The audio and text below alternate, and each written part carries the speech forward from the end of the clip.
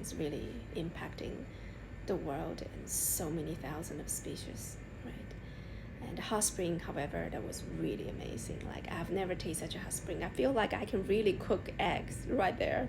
It's so hot, it's steaming hot, and it's pretty cool. And best time to visit this Lake Manyara is during the dry season from June to October. It's best for large mammals and grave drives. The wet season, where you can see flamingo, that's from November to May. Best for bird watching and large sensory. So if you want to plan the trip to Tanzania, don't miss Lake Manyara. I'm sure something amazing will happen to you as well. All right, so that's it for the story today. I'll see you tomorrow. Bye.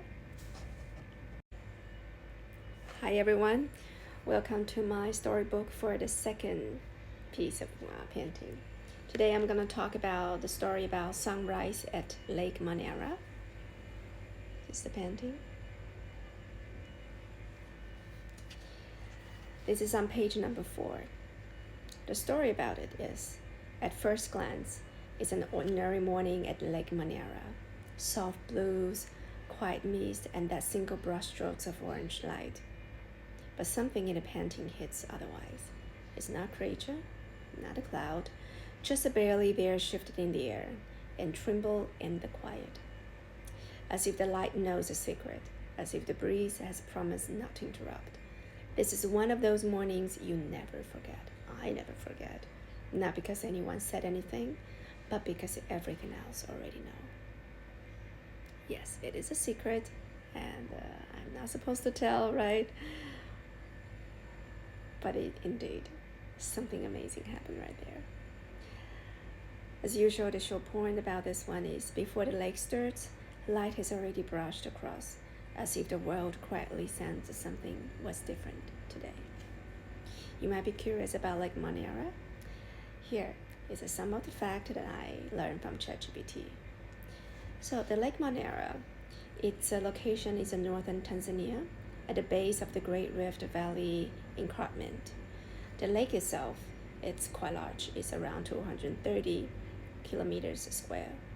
And it also consists 2/3 of the entire Lake Manyara National Park, which is established in 1960. Itself has habitat, including forest and woodlands, hot springs, swamps, and grass plains. For the wildfire, is famous for tree climbing lions, which is very unusual behavior for lions. It has a large herds of elephants, and especially famous for bird life. In this national park, you can find more than 400 bird species. The most famous one is the huge flocks of flamingos, especially in the wet season. Actually, by the time we are there, we will should have a very good chance to see flamingo. It's one of thousands of a flamingo, but we didn't see it. Why? Because of global warming, and the water is still very high, and basically flamingo has no way to rest, and so therefore all the flamingo, they need to choose another lake, another places, so break their habit. Global warming is really impacting the world and so many thousands of species, right? And hot spring, however, that was really amazing. Like, I've never tasted such a hot spring. I feel like I can